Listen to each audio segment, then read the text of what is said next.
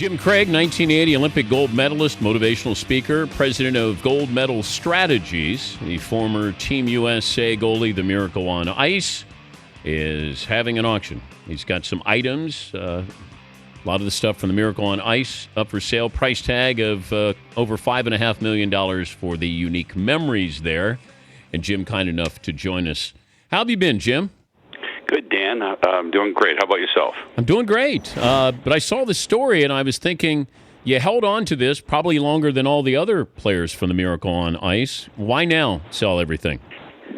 Well, it's really kind of funny. I think as you get older and you get different chapters of your life, you become more responsible, but for different things. And when Bobby Suter passed away, it was really hit home that somebody at 58 could pass away. And so, I met with our financial team. We started talking about estate planning, and they said, Jimmy, you should get all your memorabilia evaluated and appraised. And I did. And then, it was worth a lot of money. And then when I had people over the years ask me so many times, Jimmy, would you sell this stuff? I didn't, because most of the time it was either in the Hockey Hall of Fame. I had loaned it to the Boston Sports Museum. It was in New York at the New York Sports Museum, which I thought was an incredible idea that just unfortunately failed. But it was always someplace safe, Dan, and it was always on display. And years, the last couple of years, it's just been up in a closet. And my wife and I worry, is somebody going to break in? What's going to happen? And so all of a sudden it said, why don't we take a look, and instead of having it as an auction item, have it be a collection, and hope that somebody would buy it and display this and be able to let everybody see it. And I got a really cute text the other day from a mom who had twin boys, and they were up at Lake Placid inside the net where I still have a lot of my stuff, and they took a picture, and I said, that's exactly what I want this to be. And then as things happen, you get older. My son got engaged. He asked me to be his best man. My daughter just graduated from college. And I said, the most important thing to me in my life is my family. And I think to be able to grow and protect the legacy you work so hard to help cultivate through all these years, if you can leave them financially secure, I asked myself, if anybody else had the same option, wouldn't they do that for their family? And when I did that, it became an easier decision. And the way we're selling this, so we're hoping that somebody that's really proud of this incredible moment that my teammates and I were part of can be cherished and really displayed. And it just wasn't done that. It was worrisome. It was in the attic. My wife doesn't want that stuff all around the house. We want to start putting, pictures of the kids, hopefully some grandkids, that type of stuff around the house. So that's how it kind of came about. It started with Bobby's death and the reality that we're older. How did you get the gear after you win the gold medal? How do you get all that gear back home? It's so unbelievable because none of us knew the value of this. We were part of a special moment in time. And when I say we, I mean all the fans out there. And so, as soon as the games are over, I'm going to go play with Atlanta. I don't know how to get my stuff home. My dad gives it to some friends who are from Easton. They drive home. They get stopped by a state policeman. They tell them I've got Jim Craig's equipment in the car. I mean, it was so innocent. That's how all that stuff gets back at home. And, I think the thing that I love most about my teammates in the moment was that we never did it for commercialism. We just did it out of the love of supporting our country and representing it. Was it ever a burden, all of this, after winning the Miracle on Ice? I mean, maybe it's a strange question, but... No, it's a great question. And I think what happens is, sometimes you're put on this earth to do something special. And you don't know what that kind of responsibility is going to be. And it's almost like being a parent. There's no guidelines. Nobody can teach you how to be a parent. You learn from trial and error and from experience of other people and mentors.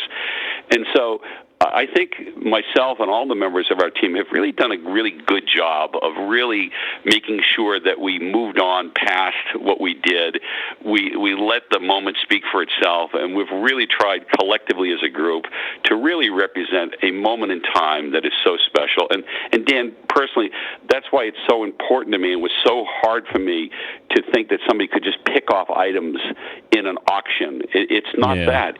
It's a moment in time, a collection that I would be thrilled to keep people up to speed with and give stories about. But I hope that it has moments like those two little twins up at Lake Placid in a net taking a picture where somebody else is explaining what happened and what we as a country were going through and what we as teammates collectively helped do. And that's really special. But you know what would be great, Jimmy, is if you had somebody who bought the collection, you recorded memories of the piece that you're seeing. So you almost hit a button, put on headphones, and you're able... I would do that in a second, Dan, and that's really what we're hoping for. Sometimes I think of companies like a Coca-Cola or the big, really American companies could buy this and display this and have it, and we could really do something. So, unfortunately, the Hockey Hall of Fame in Evelyn doesn't have the money to put up and really take care of things like this. The next best thing is the Hockey Hall of Fame, which is in Canada, and this is really an American moment. And when we worked really hard for that Museum of New York Museum, it was in right down by the Statue of Liberty. It made so much sense, and your stuff is safe and people are going to see it and all that. That's what it was all about. But those places don't exist. But they could exist with a big corporation or somebody that's really, wants to take this moment. They can afford to really express their love for America. And that's kind of what Leland's and I were hoping for that would happen. And if it happens, it happens. If it doesn't, we'll take it back. Not a big deal. What's the toughest piece to give up? I would never get rid of the gold medal if I had one child, but I have two. And so how do you split that? And then, having seen so much death in my family through cancer and, wills and everything else, that's a lot of responsibility to leave on other people. And so I think the gold medal was really, really tough. But when somebody was asking me different things, I'd say, like the mask, that was me. That was my personality. That was what protected me. It had the shamrocks on it. The jersey, that's like hanging up in the locker room when you walk in with all the guys and you finally made this team that did something epic. The pads were of an era, that was so different. And the flag represented who and what we are as Americans, and it gave me a chance to show my love for my father. And so many other young men have been able to, over the years, express to me how important that was to, give your father a handshake and a kiss at the same time and be man enough to tell him that you love him. We've got about $500 collectively. What can we get is your jockstrap up for part of this? It's funny. It's tomorrow night. My nephew died of stomach cancer at 42. He's got 4 kids, and his wife, Wendy, is somehow making this thing work. So I'm actually going to be skating tomorrow night to help raise money in what we call the Sharky Cup. So if you guys have $500, I got a really good cause where that could go, and it wouldn't be a jockstrap. All right. We'll put you on hold. We'll get the details, and we'll send a check out.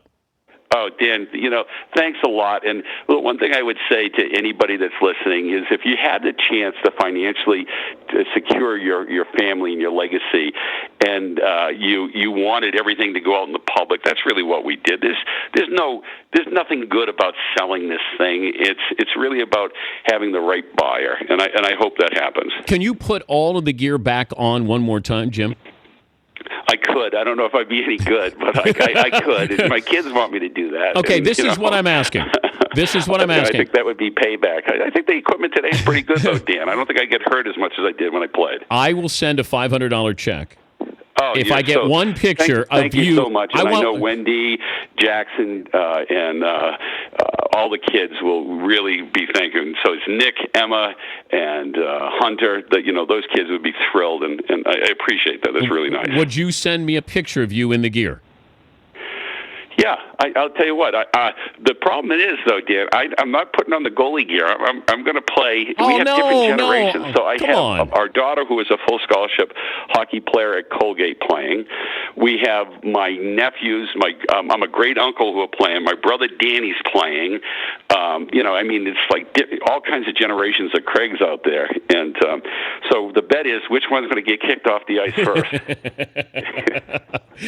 All right, we'll put you on hold. We'll get that information information, and I would like just, you don't have to play in the. How about this? Can I get a picture of you with just the mask on for my 5 and clothes on? I don't want you naked and just the mask on. Well, so Dan, maybe what I'll do today. I'm in Chicago, and my stuff is on the booth there. I'm with the guys today. We're doing a signing. Okay. And so I'll go over to the booth. I'll throw the mask on, and I'll send it out to you. How does that sound? That sounds great. We'll put you on hold. Fritzy will take all the information. Thank you, Jim. Good luck with it. Okay. Thanks a lot. All right. That's Jim Craig, goaltender for the Miracle on Ice.